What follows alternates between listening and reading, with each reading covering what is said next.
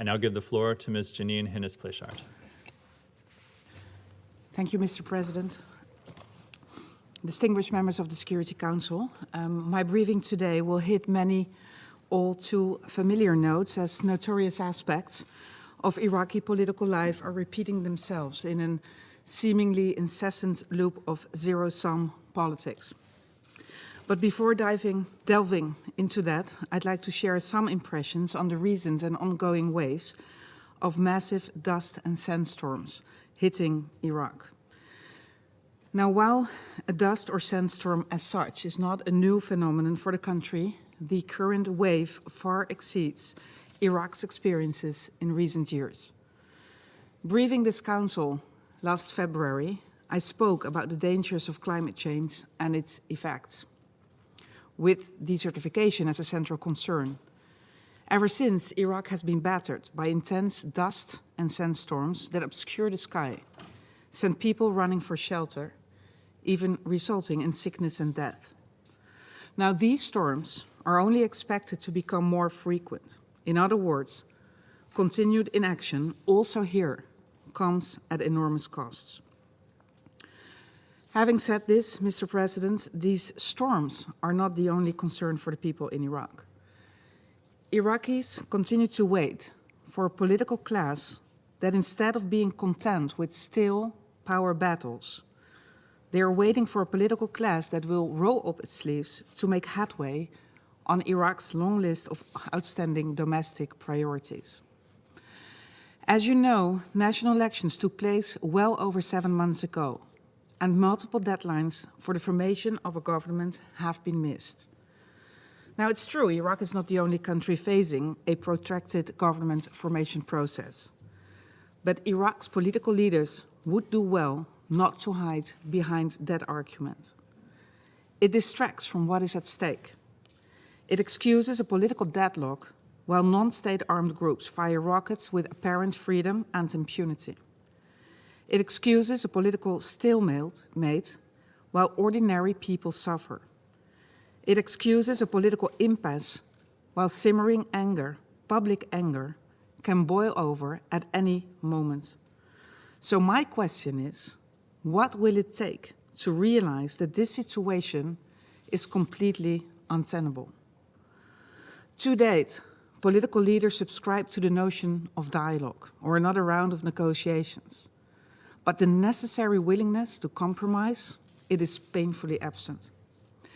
Visit any market and Iraqis will tell you, the national interest is yet again taking a backseat to short-sighted considerations of control over resources and power play.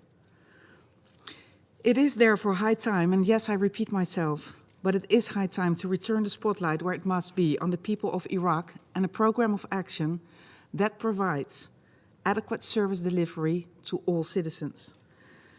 An end to pervasive corruption, factionalism, and the pillaging of state institutions. The implementation of desperately needed reforms. The diversification of the economy. Predictable governance instead of constant crisis management. An end to impunity with accountability as a key feature of the state, and of course, reining in non-state armed actors while asserting the state's authority. Over the past 3 years, you have heard me make these points numerous times. And one thing remains clear. The neglect of the population's most basic needs has gone on for far too long.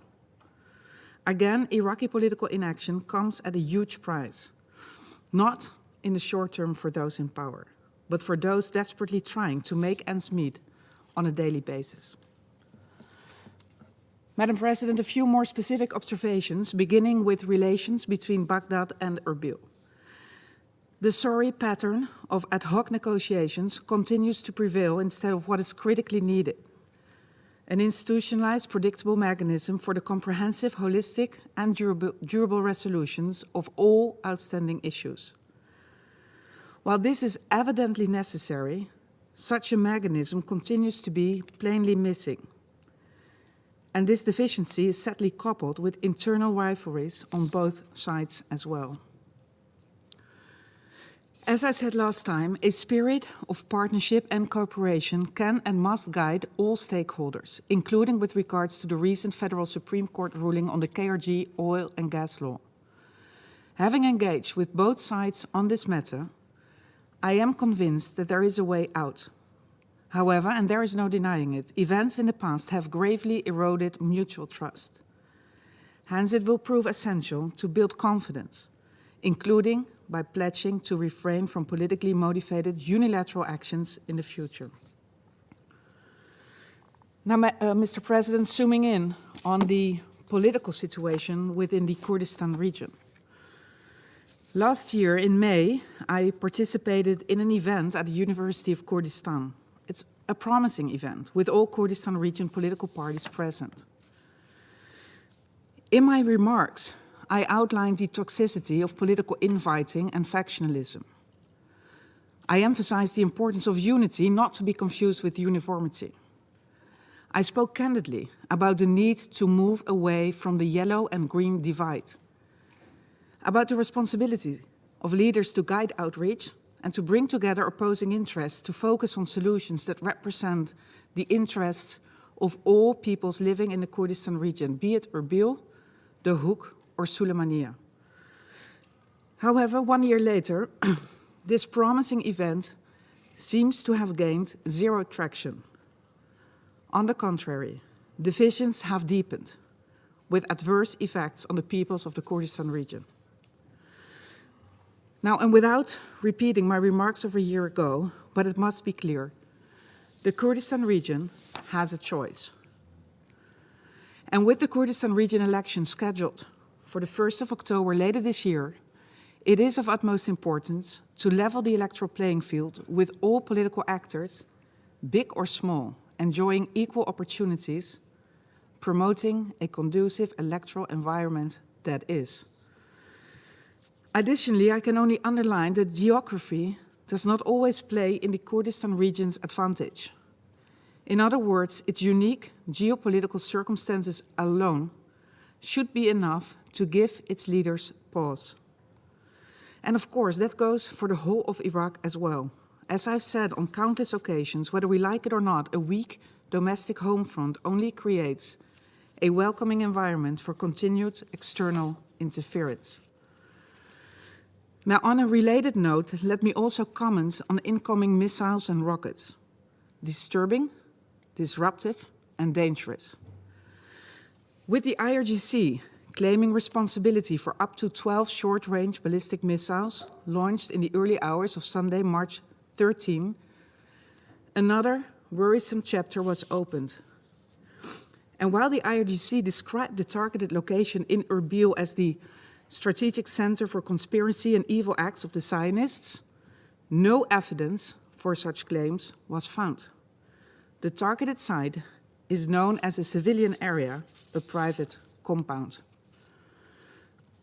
Although both sides, Iraq, Iran, although they are currently engaged in dialogue and do not wish to escalate the issue, Iraq rightfully rejects the notion that it can be treated as the region's backyard with routine violations of its sovereignty and territorial integrity.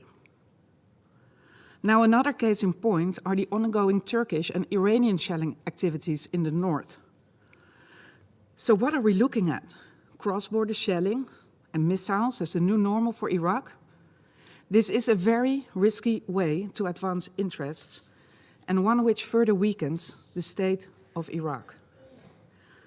Needless to say, any country or actor seeking to settle a dispute has established diplomatic instruments, including our good offices, at their disposal.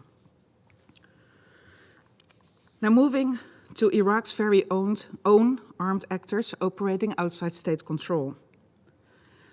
The reckless firing of rockets, including at an oil refinery in Erbil some 2 weeks ago, remains alarming and unjustifiable. These attacks seek to undermine Iraq's security and stability within an already extremely volatile, politically charged post-electoral environment. Fact is, messaging by rockets, missile diplomacy, these are reckless acts with potentially devastating consequences. Also, and let me emphasize, Iraq does not need self-proclaimed armed arbiters. And I again underline the great importance of asserting the state's authorities. If the perpetrators are known, call them out. This is essential to uphold the rule of law. Ladies and gentlemen, turning to the ever-pressing question of Sinjar. As we know all too well, Sinjar's recent history has witnessed horrific ordeals, culminating in the heinous crimes committed by Daesh. Today, while locals urgently need to rebuild their lives, they continue to face unconscionable obstacles. Obstacles due to discord on security arrangements, public service provisions, and a unified administration. The Sinjar agreement signed by Baghdad and Erbil in October 2020 was seen by many as a glimmer of hope, a very first but important step in the right direction. At the time, I expressed hope that the agreement would lead to a new chapter for Sinjar, one in which the needs of the Sinjari people would come first, that it would help displaced people return to their homes, that it would accelerate reconstruction and improve public service delivery. But for that to happen, stable governance and security structures are of course prerequisites. Now, ever since the agreement was signed, I have called for a speedy implementation, while clearly the opposite is true. To date, there is no agreement on the selection of a new independent mayor, and funds for a new local security force remain blocked, possibly due to interference into unclear recruitment procedures. Now, on these recruitment procedures, I again emphasize the importance of pragmatism and realism. Not all people who joined other forces in the past can simply be painted with the same brush. It must be understood that some of them, absent the authority of the state, simply opted for a safety net, an identity, and an income to provide for their families. We also called on both Baghdad and Erbil to reach out to the people of Sinjar, to open their arms to all Sinjaris. Meanwhile, critics of the Sinjar agreement kept on emphasizing the lack of consultations with local communities. Now, while no one dismisses good advice, and certainly not UNAMI, I have to say, local consultations did take place and continue to take place. At the same time, it is true that both Baghdad and Erbil could and should step up their outreach at the grassroots level. The implementation of any agreement, winning hearts and minds, is hard work, and this one in particular. A piece of paper alone will not do the job. One needs to be on top of it 24/7, own it, constantly and proactively engage with the communities on the ground, provide explanations, clarify why a decision has been taken and why it benefits the Sinjaris in the medium to long term. Having said this, significant divides and the fragmentation of local communities are a fact of life in Sinjar, making things even more challenging. And within this context, it is also important to note that Sinjar has increasingly turned into an arena for external and domestic spoilers. Now, while some of this can be traced back to 2014 as Daesh kicked off its atrocities, 8 years later, it is time to acknowledge that yes, mistakes have been made in the past, but Sinjar is part of the state of Iraq. By giving room to external and domestic spoilers, the situation will not get any better. And by now, all stakeholders would do well to acknowledge the fact, notwithstanding their gratitude for the help and assistance received in the past. You know, nobody said that the establishment of stable security and governance structures would be an easy ride. But there is no denying it. The lack of clear-cut coordination and implementation mechanism, the dominance of partisan interests and the ongoing presence of spoilers significantly hamper meaningful progress. I have to say, international observers have been deployed for less. Clashes have again erupted in recent weeks, and this sadly made Sinjari families again pack their belongings and find their way back to the Kurdistan region to seek shelter. So let me reiterate, Sinjari safety and security should be front and center at all times. They deserve peace under the authority of the state. Domestic and external spoilers have no place in Sinjar. Baghdad and Erbil must assume their responsibility and urgently work together with only one objective: to improve the lives of the people on the ground and to promote the voluntary, dignified return of displaced persons to their homes. Mr. President, a few words on the issue of missing Kuwaiti third country nationals and missing Kuwaiti property, including the National Archives. In recent months, the Iraqi Ministry of Defense has stepped up efforts to reach new witnesses through broadcasts, the media, as well as consular and diplomatic channels worldwide. As a result, at least 2 potential new witnesses have come forward during this period, confirming that broadcasts with a wide geographic reach can be helpful in eliciting information. This demonstrated investing efforts in obtaining new witness information and insisting on acquiring satellite imagery analysis from relevant member states are essential to bring this crucial and sensitive file to a close. Now, Mr. President, I will conclude my remarks by underlining once more the importance of overcoming the political stalemate. Significant domestic vulnerabilities are being compounded by the ongoing effects of the pandemic and global geopolitical tensions.